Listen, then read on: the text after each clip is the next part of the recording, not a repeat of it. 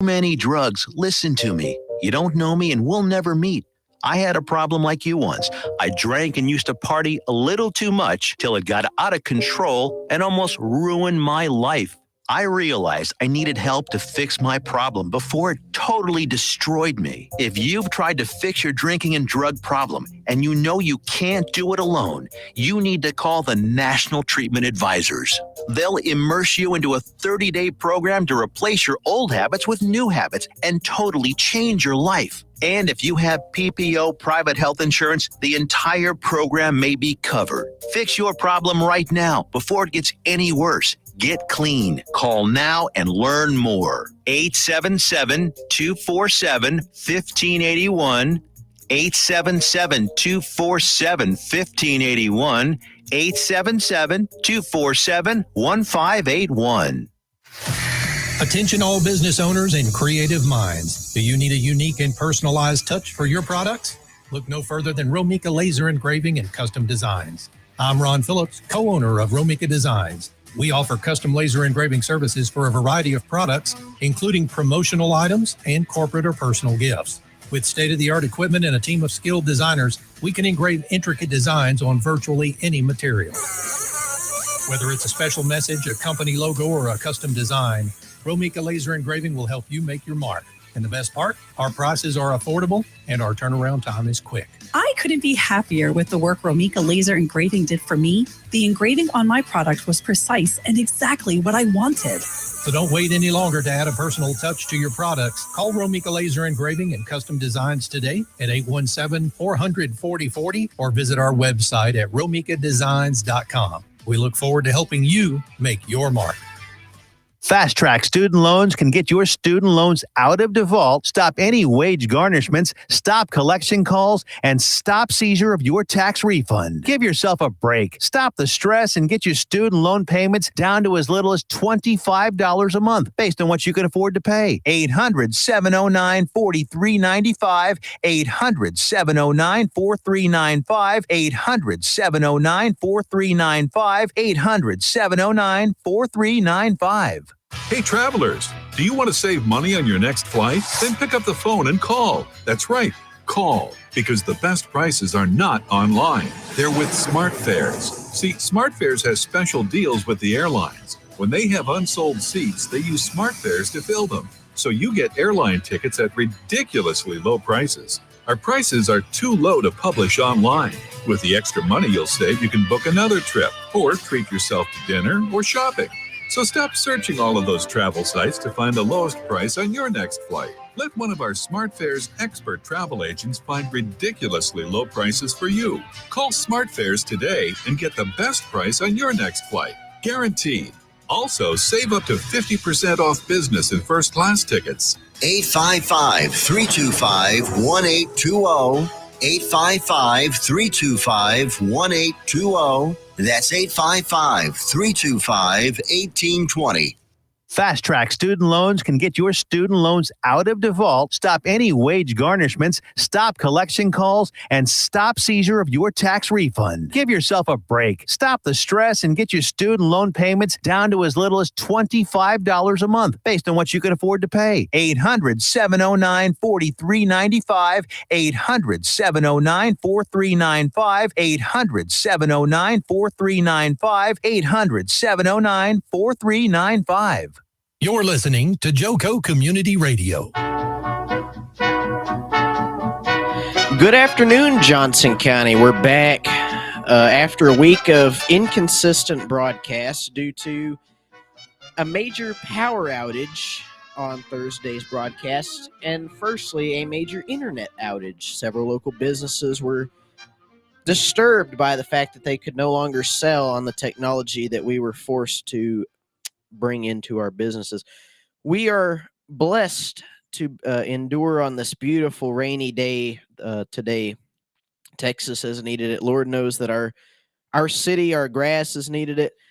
And Lord knows that we needed to wash the filth off of what has recently come about in our city. And I think God did a pretty good job of that. Now it is time for us as the citizens to clean the rest of the mess up. So today's broadcast is going to be something local. I know that we don't really focus on a lot of, local stuff. We kind of get into the big picture stuff, but we have to remember the beauty of this federalist system of ours, devised by some of the most brilliant minds of the 18th century, all gathered at Philadelphia and Independence Hall to build a republic that is worth endearing, a republic that is worth defending. We are here to talk about the reason that our forefathers rebelled against the British crown, the reason that the Irish had rebelled against the British crown, a major reason. We are talking about the reason that India had rebelled from the British crown, and several other empires lost a lot of colonies about this. You might be wondering, what is this? No, it's not virtual representation, even though Congress did do a lot of Zoom calls over the pandemic. That I made a meme about that. You saw it here first. So anybody that steals that meme is a traitor. We're talking about taxes and the problem that has run rampant in our community lately. The overwhelming disgust that we have for property taxes just beyond any of the three of us individually. I think this is an issue that our community, our state, and our nation feels as though we have been betrayed on as citizens. We have been stepped on. We have been stabbed in the back. We have been the run-of-the-mill slaughterhouse cow for these politicians for the last 50 years. And it is getting to the point where, if anybody has seen my Facebook post I had done over the September 5th to September 11th week, I actually posted a video of Matthew Lucci, a Republican who is running for outstanding fiscal responsibility in the 25th district of the state of Texas for the federal House, who we are blessed to have with us here today. I posted that what I'm calling is our last stand. The Patrick Henry of this city, the Nathan Hale of this city. For anybody who knows, Patrick Henry was the one that said the "give me liberty or give me death" speech. Nathan Hale was the one who got hung for spying on the British Crown troops. His last words were, "I regret I have but one life to give for my country." And I think these two outstanding gentlemen here today are not only going to agree with a lot of the things that are going to be passed around, but we're going to give you, the city residents, since you cannot air your grievances at City Hall without being intimidated, without being stood up by what seems to be going through the Homeland Security at Dallas-Fort Worth International Airport, without being checked as though you were a rabid dog being brought into the city kennel, or as though you were pulled over in the Ford parking lot up here, and the Ford dealer says, "We can't take your car. This was planted under your seat." Anyway, so we have with us today two important documents. These are probably going to be the most important ones that we bring up on this show yet.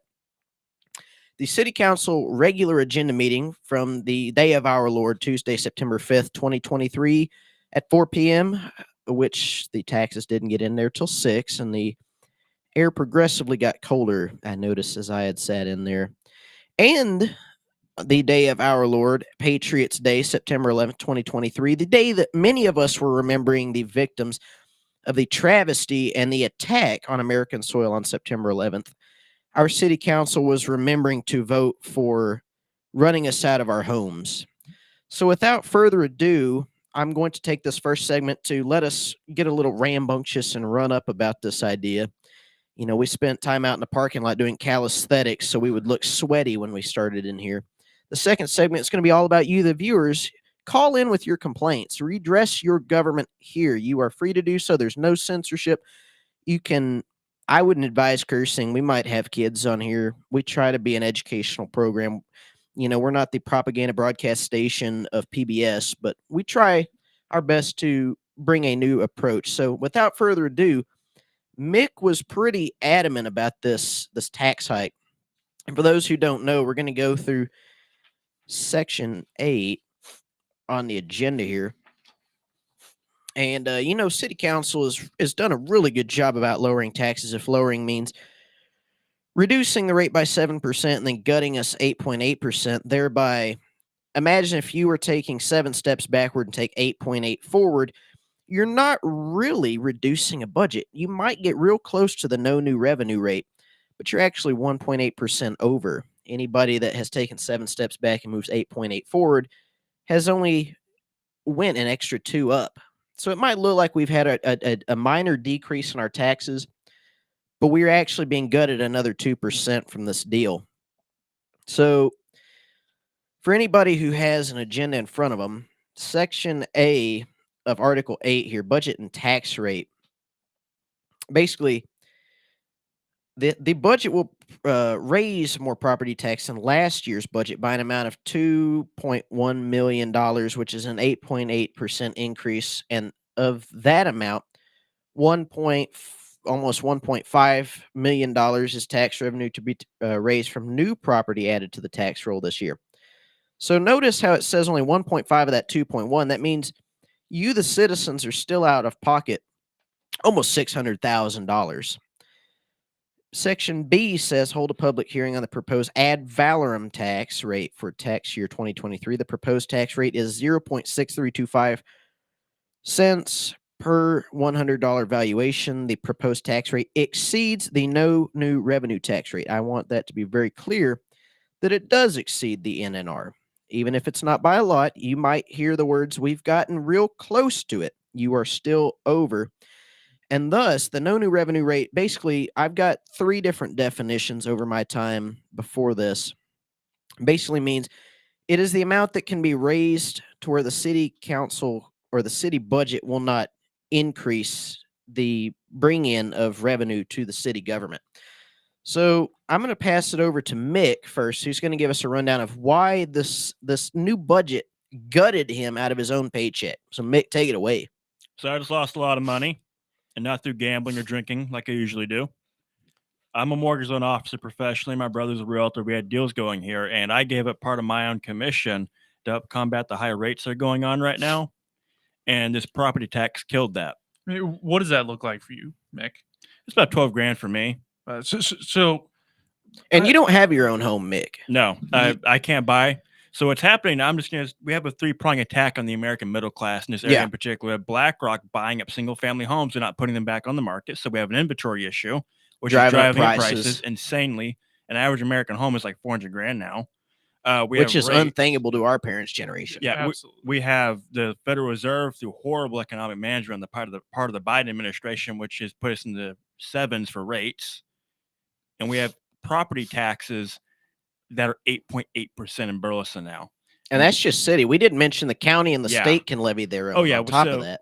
Yeah, so basically the average American family can no longer buy a home in Burleson unless you're in the super wealthy. But the average American, no. If you're young trying to start a family here, no. If you're young trying to move here and start or trying to get a job in Fort Worth, no. This will drive the equity of the middle class out of Burleson. Yeah. It will destroy business owners already struggling because of the federal government and drive them out, and they'll take the jobs with them. So now we're looking at jobs and equity leaving Burleson and probably Johnson County as a whole. That will result in Burleson becoming just another Everman with only 3 people left in Burleson. Only McDonald's, those living in government housing, and the politicians that voted for this that live in the kind of neighborhoods you and me can't afford to live in. I mean, I also want to point out that the vast majority of the Burleson City Council is of the age where their property taxes are capped. Yeah. So they're not voting to increase taxes on themselves. They're voting to increase taxes on the rest of us. The status quo of rules for thee, not for me. Yeah. It screws anyone under the age of 60. If you're a business owner here, if you're a young man trying to start a family, if you're trying to move here, yeah, good luck. If you're already here, you're going to be driven out eventually, either by the cost of living here or the fact that crime will go up. Because as middle class people leave, the equity and the jobs leave. The only people moving here will be those who are, we'll just say, don't have the best intentions in mind, are already living off the government teat. They're not taxpayers. You will be driven out by either crime, poverty, or the cost of living. And I had briefly discussed this in the speech that I made to City Council. Anybody that watched it, I said if the goal of our politicians is to drive people out of their home and put people on government rental properties, one can't help but wonder if Klaus Schwab and the Communist International bankrolled their campaign. And I'm not saying there's a grand conspiracy here, but we are definitely seeing the greater goal play into something at a local level. I want to say 2 things here. One, Chris Fletcher, our supposed mayor who had our backs, ran on cutting taxes. He screwed us. That's it. He just screwed us. And you, Jacob Wernette, when you ran for city council, voted to abolish property taxes. Yeah, that was one of the biggest reasons why I came out early on and endorsed Jake. And I'm just going to read the website. I actually had a part on tax reform on my website, wernettefor2.com. Many people will remember that. I haven't archived it yet, and I hope it's been archived on the Internet Archive. But it says tax reform was a part of my platform. My position on taxes is simple. Higher taxes means lower productivity and less happy citizens. Our city continues to lose money on lowering the standard of living whenever our people lose money. Therefore, I will commit to the following policy. Work with local, state officials and discussing policy with local groups on being a voice for lowering and the future abolishment of property tax, as well as future alternatives that give citizens more income for their pocket and less taxes on the land that they own. There are a lot of alternatives. We're not going to get into that. That's not the goal of this thing. Our goal today is to raise a ruckus with the city. I'm not saying an armed uprising or anything like that. We are civilians here. We are civil people who want to bring awareness to an issue that we want the city to make an informed decision next election about whether they want 7 people who voted to raise property tax or they want 7 new people on the board. And it's real simple. You can get out and have the 2,100 people that voted for the same folks. I want to ask those 2,100 people something, and I am the last person as a citizen, as a fellow community member, to attack somebody based on who they vote for. That's not my goal here. My goal is to ask you as a citizen, did your taxes decrease as you were promised when you voted these 7 new people, in case 2 new people, 3 new people, and 4 legacy members? Did any of them, you go back and look, there was 5 seconds. Those vote tallies were up there. When Matthew and I went to go protest the tax hike on the American citizens in our community, it was up there, maybe half a second? Yeah. 3/4 of a second?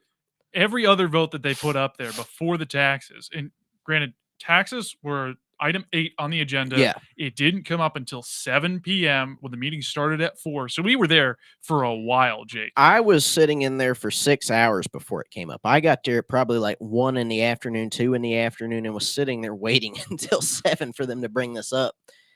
And, I can tell you from experience sitting in there, the room got a lot colder as the time went on.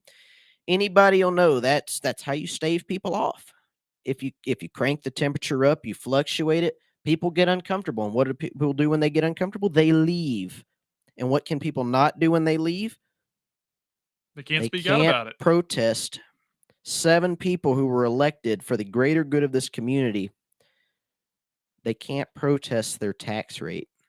So I'm going to pass it over to Matthew. I want to bring another thing up from the whole market perspective too. A lot of my generation are graduated in 2018, 2019, who are now graduating college or about to, and we're working, making money. A lot of us were thinking about buying in Burleson around the area and renting. That's gone. You can't even afford an apartment here anymore. This town is 50,000, almost 60,000 people now. All the young people that are from here cannot buy here and are going to leave. You're going to see anti-growth. You're going to see Burleson shrinking now. What we're doing is we're investing in the current generation to keep things up as they are. We're not voting for the future. And when I ran, I specifically, and this is not an attempt to degrade any of our council members. I have a tremendous amount of respect for any elected official, as corrupt as they can be. For one reason, that's because you were given trust by the American people. That is a respectable thing in any office, regardless of how bad or how good somebody is. You were given trust by the American public, by Texans, by Burlesonians, to invest in them. When we don't see people putting back money into the paychecks, back into the rent, back into anything into the public here, we have to wonder who is our elected officials voted to serve us. And I want to say this. I don't have anything personally against any member on the council. I don't have anything against anybody. I'm not even a member of any party, and I'm saying this. You don't get invited to parties, Jake? Well, not in the last few months, no. But I wasn't invited to the city council meeting either. But then again, it was my duty to go. The best parties are the ones you crash. Well, we're here to crash the tax hike. That's what we're here to do. Absolutely. So, what was I even going to say? Turn it over to Mr. Lucci. Oh, yeah. So, I'm not using this as a campaign opportunity for us to say we're this goody two shoes, that we haven't done anything wrong in our life, that we haven't made the wrong choice at some point. But at some point, you're going to have to invest in new people who have the right idea. And so that's why I want to turn it over to Mr. Lucci, who is running against legacy Roger Williams. Not that I have anything against Roger Williams, but speaking of new blood, Matthew is running as a Republican in the 25th House District of the state of Texas, which spans a very broad distance. So in this whole district, Matthew, talk about how people perceive these tax hikes, not only in Burleson, but everywhere you've been. Yeah, absolutely. So the district that I'm running for is the district I grew up in. It's a district that spans from Arlington, Texas, out to almost Abilene. It goes from Jacksboro, which I was earlier this week, down to Stephenville. I was there on Monday, and I'm in Burleson quite a bit. I used to play baseball here in Burleson, and I live with my wife up in Arlington. And what I've been hearing a lot of is people that are sick and tired of the fact that they've entrusted politicians. They've given them that trust, and those politicians have broken that trust. They have lied to their constituents. They've lied to the people of Burleson. They've lied to the people of Arlington. They have lied to the people of Mineral Wells. They have lied to the people of Texas, and they have lied to us as Americans. And I just want to interject for a second with a question I think our viewers are wanting to know. Many people compared our two speeches on September 5th, and they said yours was a lot more passionate. And in one citizen's words that spoke to me privately here a few days ago, they said a polite way to put it was more impassioned. Mhm. So what brought you, besides the invitation down to City Hall, what brought you there to stand up for this tax hike? Well, I wasn't standing up for the tax hike, Or and I standing will up never stand up for a tax hike. for the opposition, at least, I mean. Yeah, because I believe that we should all have the right to own what we purchase. We should not be renting our homes from the government, and someone in an unelected office, and sometimes elected ones, should Yeah. not have the ability to reach further and further into our pockets and take money out. I mean, there's a couple of things that I said during my speech up there that I think will resonate with a lot of people. It definitely resonated with some city officials, I will say that. I was there watching Matthew say that, our politicians were some of the greediest. If they tax your paycheck, they're going to want to tax your house. If they want to tax your house, they'll tax your land. If they want to tax your land, they'll tax your sales. That was a line that I remembered from your speech. They'll tax the coins in your couch eventually. They'll be sending the IRS to come get your grandma's birthday card that you got in the mail. But what I noticed was some of the dirty looks that you were getting from several people in the room. You have a So- recording of what you said tonight, don't you? Yeah, I mean, that's available on my campaign page. That's also available on the city council website. We'll link to that on my campaign Facebook. That's Matthew Lucci for Congress, or visit our website, luccifortexas.com. And all the resources will be there where anyone can find that, Mick. But you're right, Jake. I noticed a lot of dirty looks when I brought that up. And the reason is because every word that I said was true. Oh, yeah. Every word that I said about what politicians do when you give them a little bit of power. I mean, I compared it to the old children's book, If You Give a Mouse a Cookie. They're going to want a glass of milk to go with it.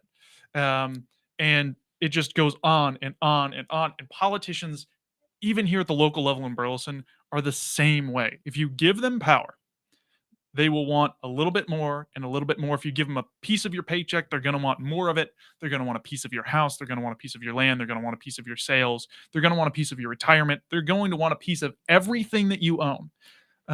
That's what politicians do, especially those who are looking at a budget first and thinking, what more can we raise money for? Instead of, hey, this isn't our money. This is Mick Gowen's money. This is Jake Wernette's money. This is the single mother living down the street in Burleson's money. This is someone trying to start a small business off of Renfro's money. This is somebody who goes to school at Burleson High, working at the Taco Casa here in Wilshire money. It's not the money of the people who are elected. It is our money. And I am sick and tired of the people in City Hall and in Austin and in Washington, D.C., treating it like it's their money and they can do whatever they want because these increases don't impact them. They print enough of it that if they really wanted more money, they could just print their own. You know, these Richmond, north of Richmond, just went total control. I don't know if you've heard that or not. Yeah. I do want to bring up a point after you get on to this. Yeah. Well, Mick, I like to say that these rich men south of Renfro have decided to that they want total control over our lives. But on that point, you bring up the Oliver Anthony song "Rich Men North of Richmond," which for a while was the #1 song in America. Yeah. You know what the #2 song in America was like right after that? What? It was "Fast Car," and "Fast Car." Is a cover of a Tracy Chapman song. This one's done by Luke Combs, and I'm sorry if people don't like country music. Country music is my favorite. So when you call it, you could ask basically whatever you want about country artists. Sorry, Jake. No, that's all good. But the thing about both of those songs and what they speak to and the reason that they're resonating with people is twofold. It's one, for the vast majority of people in this country, life has not turned out the way we thought it would be, the way we were promised it would be. And secondly, the reason that is the case is because there are people 2,000 miles away in Washington, D.C., and a couple hundred miles away in Austin, and even a couple of miles away over on Renfro Road who are making decisions in their own best interest and not in ours. And that is causing us to not have the lives that we were promised and to not have the lives that we want because we don't have the ability to buy a home anymore. We are renting from the government. And even if we're renting an apartment. So, sorry. Yeah, even if we're renting an apartment, Mick, those property taxes do affect us because that's going to get rolled into the amount that we pay. Yeah. And then some. My family just kind of came and we're new to the whole American dream thing. My ancestors are really like my great-grandparents. We're all indentured servants in Northern Ireland, Catholic and Scottish Presbyterians. They weren't allowed to own anything. They paid enormously high taxes. Yeah. And after the Second World War, they said, you know what? Let's go to America. Low taxes. I can buy a home. I can own something. And I have one guarantee. And this is what made America great. There's only one guarantee if you move to America, if you immigrate here. If you work your butt off. You can be somebody. Yeah. That's gone. It was stripped away by the federal government. And now we don't even have the local level of that anymore. And I do want to bring up an important point. I had mentioned earlier, why do we keep electing the same establishment people that are just going to act in their own interests? And I really have to point out what Matthew said, with people trying to control things for their own interests. When I ran for city council in this city, I was promised $5 a meeting before tax. That's what your city officials, your city councilmen get elected for. So why do we have all of these established? I'm not saying they're Bill Gates wealthy, but these established socialites in our city that own construction companies, that own law firms, what have you, people with experience, retired people with a lot of inherited wealth. The local top 1%. Yeah. So why do these people continuously, for 17 years, 5 years, 12 years, some of them, why do they keep rerunning if they are only getting $5 a meeting before tax? Think about that. I want people to seriously think about this before we go to commercial break. Why are your city officials ruining things for the rest of us? Why are some of them, and I have a tremendous amount of respect for our city officials. I don't. Because they were voted for by the people. And that shows that our citizens at least had some level of trust in a government official to say, well, maybe they can better things. Maybe they just, it hasn't turned out that way. They broke the and trust. So we lose trust in our public officials. But why are these people that are ruining things for the rest of us and raising our taxes 1.8% past what they had originally lowered them to be? Like I said, take 7 back, move 8.89 forward. You're just taking an extra 2 steps forward. So when we think about these tax hikes, why are these people that have nothing to gain from getting on city council, that aren't being taxed the same as we are, that are making $5 a meeting before tax, why are they continuously running? What are they getting out of this? A power trip and lobbyist So money. aside from that, are they getting permits from the city? Are they getting leniences on their own pet projects? Are they using the city budget to bolster their own companies to make money off the city? I want the viewers to think about this before we go to commercial break, because in the second half, you're going to be able to call in and give your peace of mind. And I don't mean peace of mind as in you're happy with the way things are. Give us a piece of your mind. And also, next time around, don't let any of these folks run unopposed anymore. So we're going to go to commercial break. Join us right back here on this controversial local topic. We'll be discussing how Patriot Day, we were remembering the 4,000 Americans who perished in the World Trade Centers, and they were remembering to tax us. We'll be right back.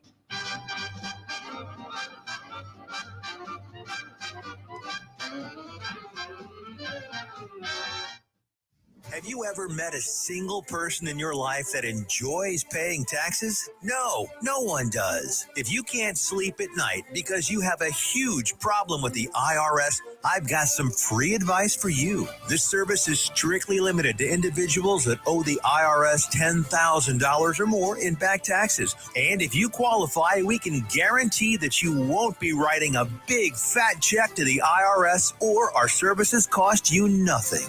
The first 100 people that call today will get a free tax consultation worth $500. Stop worrying about your IRS problem. We can help you, we promise. Call the tax doctor right now. I mean right now, to learn more. 800-240-4587. 800-240-4587. 800-240-4587. That's 800-240-4587. Fast Track Student Loans can get your student loans out of default, stop any wage garnishments, stop collection calls, and stop seizure of your tax refund. Give yourself a break. Stop the stress and get your student loan payments down to as little as $25 a month based on what you can afford to pay. 800-709-4395. 800-709-4395. 800-709-4395. 800-709-4395.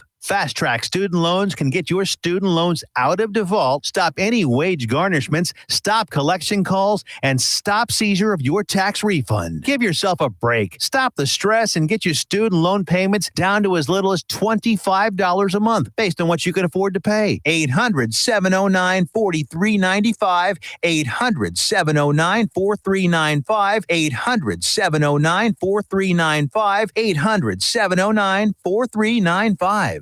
You're listening to Joco Community Radio. Good afternoon, Johnson County. This is a call-in segment. I want to remind you, if you have a question for our wonderful congressional candidate who has taken time out of his busy schedule to be here to stand for the lowering and the abolishment, I want to say, of property tax, for the government forcing us onto renting our own homes. Mick is back, mortgage and loan officer. We've got Mr. Greg Cooper in here as well. His show's on after ours. He's been discussing the godly tax hike that's been going into effect. A lot of cities around us are kind of what it seems like is fulfilling Agenda 30, Agenda 21, whatever you want to call it. It's all the same communist crap. Well, what does that mean, Agenda 31? Well, all of these big elites, and this isn't a conspiracy, it's been said. Klaus Schwab came out. You will own nothing and be happy by 2030. They want to put us on rental subscriptions. And I'm telling you, this is the way things are going to go. It's not only our homes that we're going to be paying the government for. Cars. If you miss a payment, it's automatically taken. If you miss your Netflix payment, you like watching Netflix, your Netflix is gone. Your rentals from the library, it's already this way. You miss bringing it in, well, there's no lenience. You get charged for bringing a library book back late. So what is stopping our city here in the next 20 years from becoming this dystopian paradise of the elite? And I had mentioned this to my parents. My parents were real against this tax hike. Yeah, because they own a home. Working class people, and I'm not going to sit here and be unbrash. I live with my parents, and when people say that, they say, well, you still live with your parents. I'm like, yeah, I get embarrassed. And let me tell you why. It's because I live in a country where my parents used to be able to afford for $500 a month to split a 5-bedroom house or apartment with their buddies in Nashville, 5 people putting in $100 a month. Let me tell you what it costs here to live here now. $2,000 a month. The average is probably about $1,700 a month for an apartment. Oh, so that's just the apartment. That's not Just the an food apartment. or the That is taxes. that is what you could put down on a new house a month. Can I say something there? Yeah. I work with people who work 80 hours a week. Good, honest, hardworking, God-fearing Americans who, because of BlackRock and horrible economic management on the part of Biden, can no longer afford a decent American lifestyle. So, I want to remind people this is a call-in segment. Before we get too much into this, I really want to bring this up. The irony of this, and I'm just going to say the line from SpongeBob. People get on to me for still mentioning SpongeBob. We're like steamed vegetables in here right now, only smarter. I took my jacket off. So, they had to turn the air down in here when we got back from break. Number 3 on the special session agenda, and I don't think Mr. Cooper has one, but we can pass one around to him if he wants one. Monday, September 11th, 9:30 a.m. special session agenda.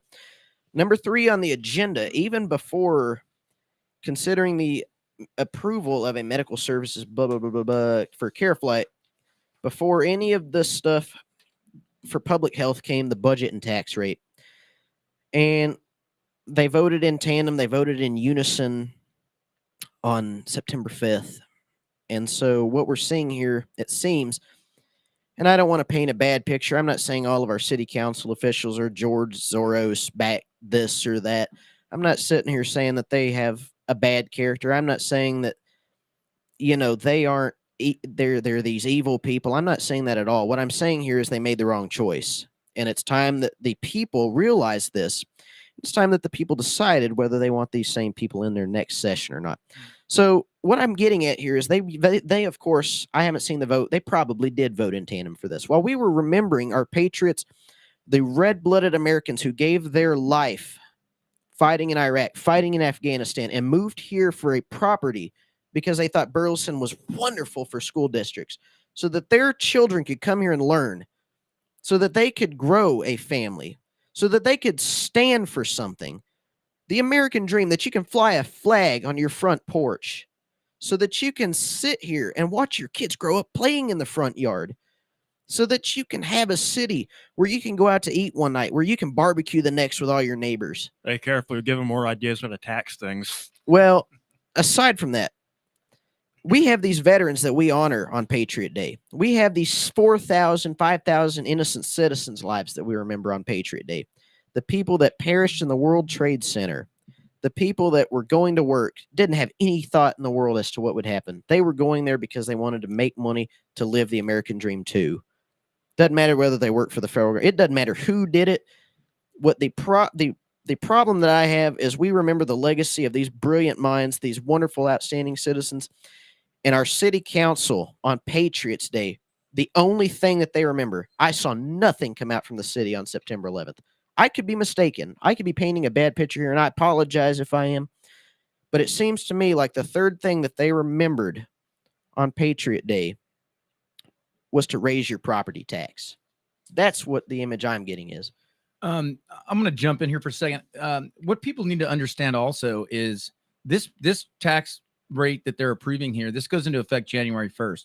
Yeah. So when your appraisals come out next April and your property value goes up, what happened at this meeting is impacted by that. Your appraisal is not what causes you to pay an exorbitant amount of tax. It's the city budget. Yeah. So remember, next spring, when your appraisals come out, that in the fall, right now, they're approving these rates, which are going to affect you down the road. So they're lining this up perfectly to screw you. Absolutely. Okay. And so everybody wants that. So municipalities, school districts, taxing entities love to blame the appraisals of your property. And that's what I've heard yes, time and time at those meetings. Yeah, it's your property appraisals. They're setting a tax rate knowing that right after this goes into effect, it's going to next raise January, your appraisals will go up, and you're and paying it's a more. larger pot of money of yours to pull from. and they will not go back and admit their fault and admit their culpability in how much they remove from you. It is their budgets that pull tax dollars from you. It is not the appraisals. If there's no budget, you pay zero in property taxes. Remember that when it comes time and they start beating that drum about your appraisals, it's their budget that's pulling from you. Throw it back And in their face. I do want to remind people, this is a call-in show, 817-637-2585, 817-637-2585. If you have a grievance, which is your constitutional God-given right to redress your government, I'm not saying recall vote, but there's time to do that before next election, then call in. This is not a censored line. This is not FBI wiretap. I don't know. But you can come in here and address your grievances if you want. Feel free to, Burleson. Yeah, please call in. It's becoming sort of a steamy echo chamber.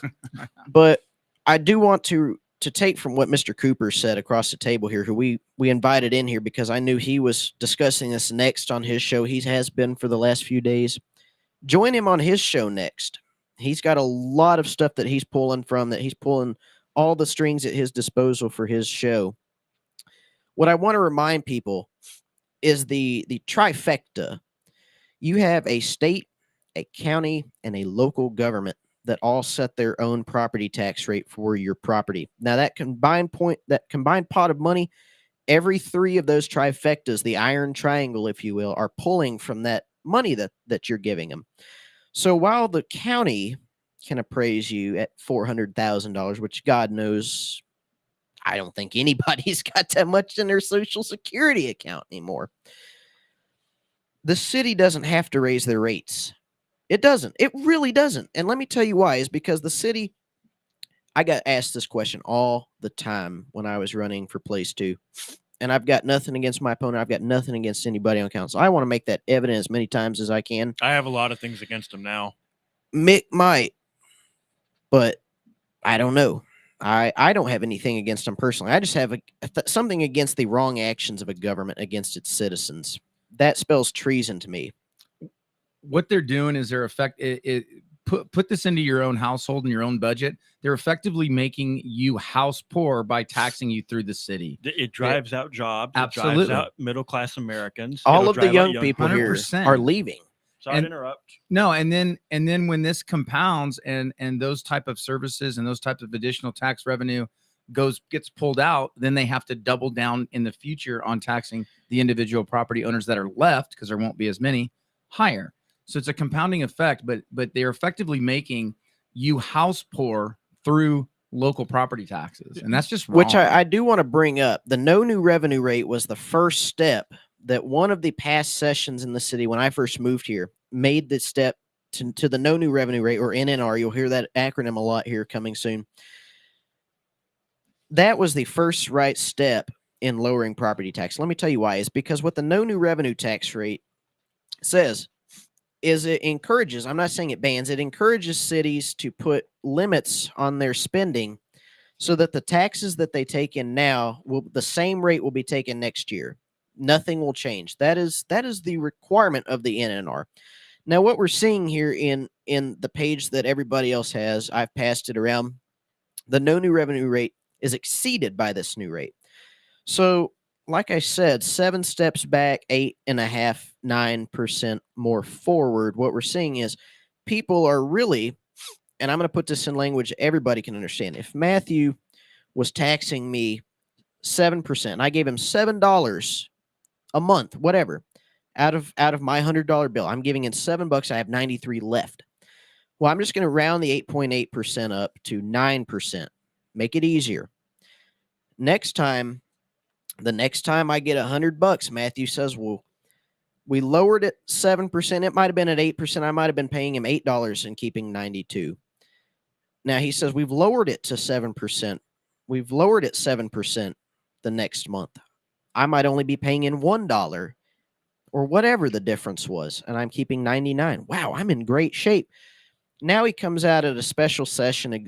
This stuff has already been passed through. I don't know. It was apparently too late for us, even though the budgeting session lasts all year and they get to pick through pet projects. Matthew might say your rate has went up to 9%. Well, now I'm paying in $9. So he's saying, well, it's public services, this and that. Well, not only did he jack up the other 7% that he took off the prior month, now I'm paying in an extra 2%. So that's what's happening on a macro scale to your home. Well, I also want to say to that, it's not that you have $100. Yeah. It's that the city thinks that your assets are worth $100, and next year they think your assets are worth $200, and they're going to tax 9%, so $9 for each 100 that they think that your property is worth. So you might not even have cash on hand, but they will tax you. So they're taxing money that they imagine I have. Oh, yeah. Exactly. Okay, yeah, great. It's just like the zeros in the bank keyboard. Another thing to factor in is they love to throw out there how it doesn't affect property owners over 65 if they're homesteaded. Their rates are fixed. If you're over 65 and you're looking at generational wealth to pass on to your family members, you better believe that they're going to take and assess these oppressive tax rates when you transfer ownership to your siblings and your family members that are under 65 in the future. So this may not affect you now, but it's definitely affecting the generational wealth that you're attempting to build via the American dream. So that's something to consider if you're over 65. Even with generational wealth too, we're talking about inheritance. Yes. Let's say Bob Dole down the street. I don't know. There's got to be somebody in Burleson named Bob Dole. If there is a Bob Dole, hello. If Bob Dole down the street dies and leaves his kids who are 35, 40 with his $400,000 home, well, they are going to have to sell that home. Just to pay for the taxes I can tell on you, that home. I can tell you 2 reasons they're going to be stuck in the gutter. Number one is they can't afford this 9% on a $400,000 home that Bob Dole left his grandkids. Number two, they're not going to be able to sell it because nobody wants to pay $400,000 for a home in Burleson, Texas. They will move somewhere else that has a better school. I want to say something of what you were saying. So if I wanted to destroy generational wealth for the average American, I do this, then I'd have a wealth tax. Ooh, What's the next big thing that everyone's pushing for in these big cities after they have enormous property taxes? The redistribution from the wealthy. Oh, and what's happening to these big cities? They're turning into ghettos because good Americans, middle-class Americans can't afford to live there. All the young people leave. And you're seeing vibrant centers that were once the cultural capitals of this country become ghettos. Burleson is in South Fort Worth. We're probably one of the better parts of South Fort Worth. Give this 4 or 5 years, maybe a little longer, you'll see us become another Everman. Now, I want to bring something into consideration here. Another thing for the viewers to obsess over in their minds as we come back next week. We might even just keep this going until next Tuesday. If you want to call in, please feel free to interrupt. 817-637-2585. Or drop a comment, or What we're seeing here is as Mick said, the death of the future generations of this country. When I was in youth council under Mayor Shetter, and I know a lot of people didn't like him, I wasn't associated with him. I was just on the youth council to represent my school. I came forward with a mass transit plan that where they are putting in alley cats now. That road back behind the apartments, I wanted to put a train station there. I wanted people to be able to get to work in the morning and relieve traffic on 35, 30, 20, whatever is out here. I got told we're not putting in a train station because it will fester too much crime. Well, let me ask you something. What is going to bring more crime to this city and increase a force police capacity on us? Is it going to be the 50 people that ride the train to work in the morning because they can't get there and not be an hour and a half late out here? When one councilman told me the solution is to just build another lane. We'll call TxDOT. That was the solution I got as a middle school member on youth council. I said, well, councilman, what is the solution to this? Why can't we build a train station? It'll bring too much crime here.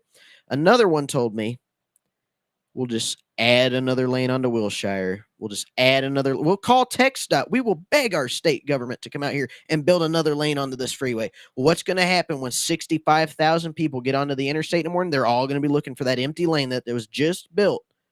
Now you're going to have traffic again. But on to the point, let me ask you what's going to increase crime more. A train station that gets people to work on time, that we will be able to hire more people to work in this city, whether it's a city or whether it's a privately run train station. What is going to fester more crime? something that creates more jobs, something that brings Amtrak to Burleson, where our elders don't have to drive all the way to Cleburne and risk getting hit on the way there, that they can, in their city, they have their kids on their way to work in the morning, take them by the train station. Well, goodbye, Grandma. We'll see you later. Have a good time in Nebraska visiting your folks. Or is it going to be running young people onto the street in this city to where people can't even afford a home anymore?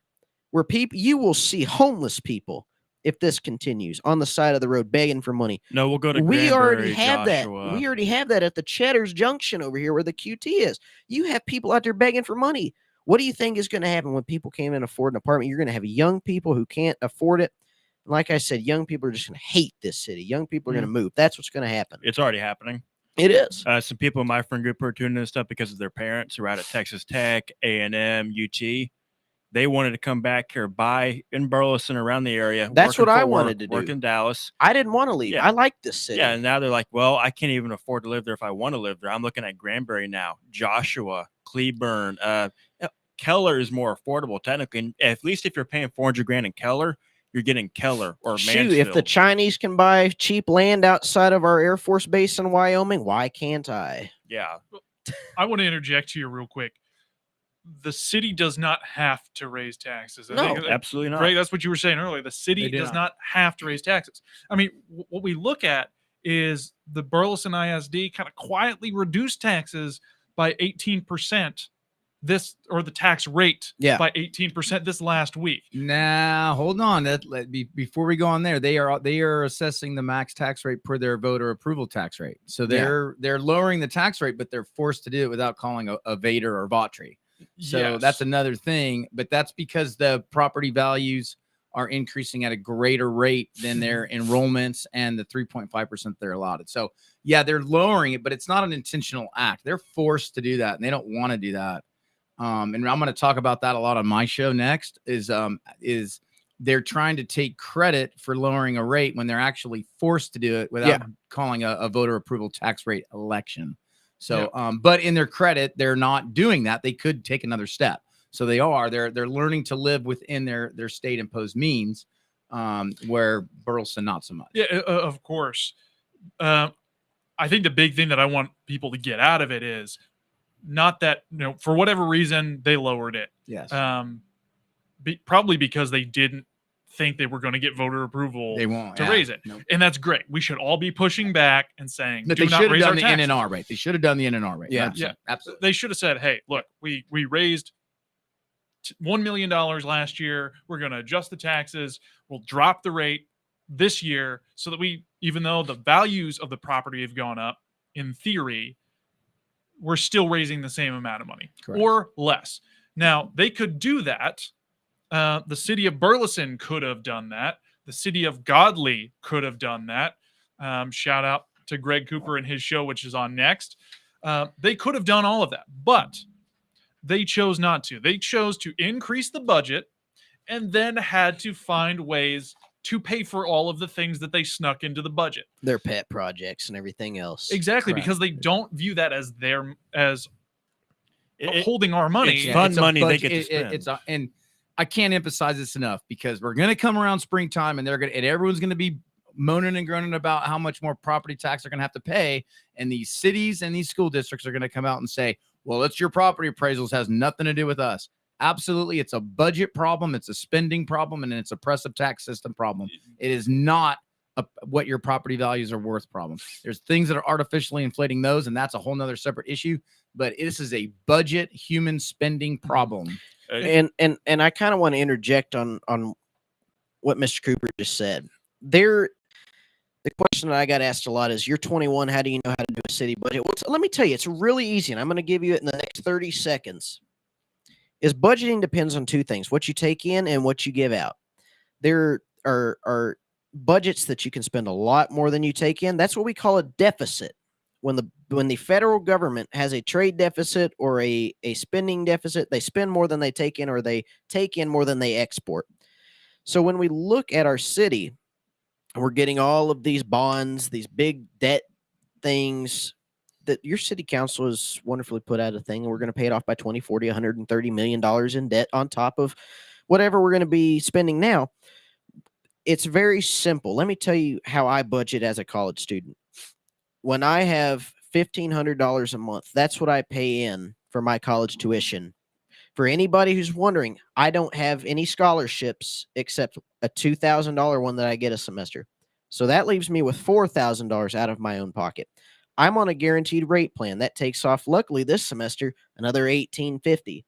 That means I'm still stuck with about $3,000 total of what I have to spend for books. And that's not even on top of the gas and everything. Let me tell you how I budget on that. I want a lunch at the school cafeteria. It costs $10. Well, I only go to school until 2 in the afternoon. I'm busy all that. I don't take a lunch. I skip eating because I want to put gas in my car tonight.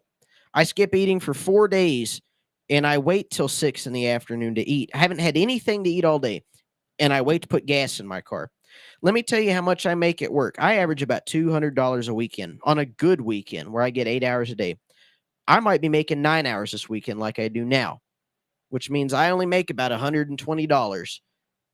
When I have $1,500 I pull out of my savings, I have $8,500 saved up. I've already taken out from the $12,000 I had saved up for my graduation party, where my grandma gave me $5,000 from the truck that my grandpa was supposed to leave to us, but it had too many problems. It was sold for $7,000. So that's how I budget. I give away something that I don't have to need because I weigh 140 pounds on a good day. I can skip eating for 4 days a week. I really can. And when you have parents who are skipping meals for their children because they have a house payment, a car payment, an insurance payment, a life insurance payment, they have to pay for all these policies, all this stuff. Let me ask you, when you elect people that raise your taxes, how do they spend your money? Let me ask you this. When people genuinely ask me that, I said, well, this is how I budget. I don't spend more than I have. I don't spend more than I need to, and I don't spend more than I want to. It's 3 really simple principles. And let me ask you something. When you ask a 21-year-old that, do you ask your city council members who have been in there for 17 years that same question when they continuously steal everything out of your pocket, when they continuously spend more than they have, and when they continuously say, oh, yeah, we promise we're going to lower taxes next time. Well, we see how that worked out in Congress. We saw how that worked out in our state government. Now we're seeing how that works out in our local government. Yeah. Well, as a business owner, I know what it's like to run a business, and I am sick and tired of politicians saying that the government needs to be run by business. Oh, yeah. If you are one of those politicians who say that the government needs to be run like a business, I'm sick and tired of that, because that means that they are treating us like customers and they're trying to extract every dollar that they can out of us. They are like used car salesmen trying to make a buck off of us to build a bigger, better car dealership or put more money in their own pockets. And the brilliance of it is Matthew brings this up. It's a really wonderful point. As a congressional candidate saying he doesn't want his country run by business, you know what a business can do that a government shouldn't? File for bankruptcy. That's what a business can do. Trump filed for bankruptcy 4 or 5 times in his career. Out of the hundreds of successful companies. Yeah. So, I mean, regardless, a government should not file for bankruptcy.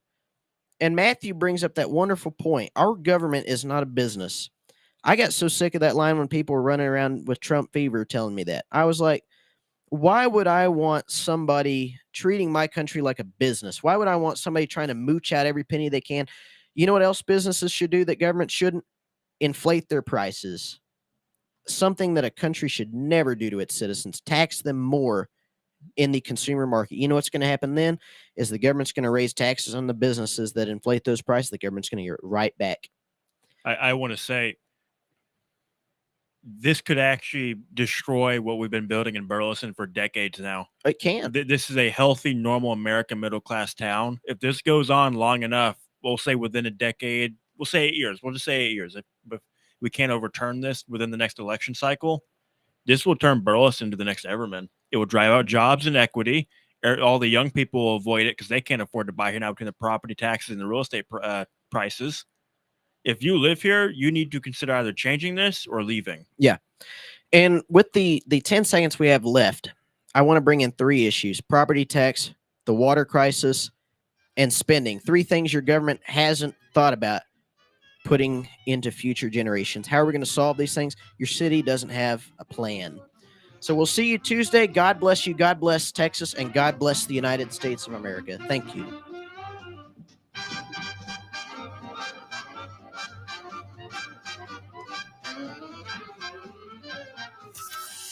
From Burleson to Venus and Grandview to Godley, this is the voice of Johnson County. Joco Community Radio. Why have thousands of us